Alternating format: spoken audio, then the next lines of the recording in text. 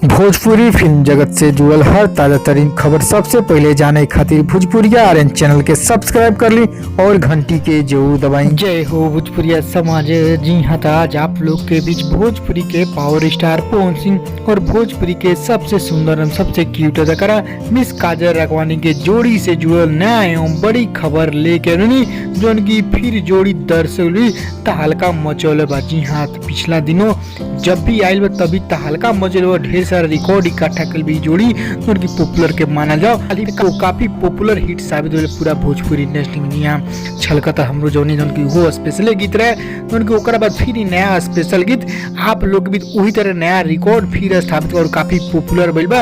वही नया record popular खबर आपसे भी सबसे पहले लेकर बनी, तो आप सब पूरा वीडियो अंत तक देखिए, सारा कुछ रिपोर्ट डिटेल साथ जान सकें। उससे पहले को रिक्वेस्ट करें आपसे के यदि आप भोजपुरिया आर्यन चैनल पर नया बानी तो जुड़ जाए, सब्सक्राइब कर ली और एक घंटी के आप जो दबा दी।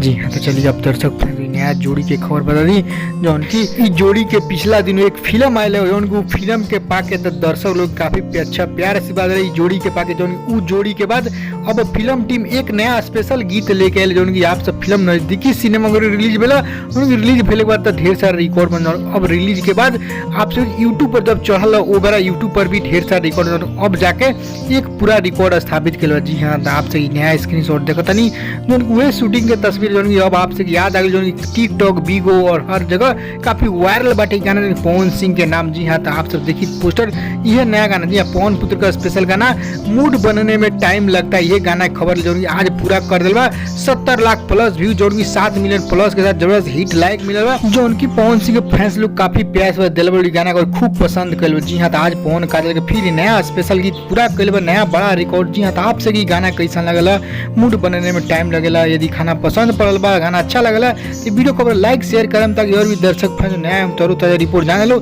आज फिर नया रिकॉर्ड खड़ा 7 मिलियन 70 लाख व्यू, उनकी कहला भोजपुरी के पहला स्पेशल गीत, वो भी पवन काजल के जोड़ी में धमाल में, जो पूरा भोजपुरी में और चारों तरफ वायरल हुई। जी हाँ, तो यही तरह के लेटेस्ट न्यूज भोजपुरी हर हमेशा सबसे पहले लेके आए तो यूट्यूब का नाम से, यदि फेसबुक और इंस्टाग्राम भी चलाओ, ऊपर ही भोजपुरी पेज बा, सर्च करके भोजपुरी में फॉलो कर दी, ऊपर भी आपसे यूट्यूब के अलावा लेटेस्ट न्यूज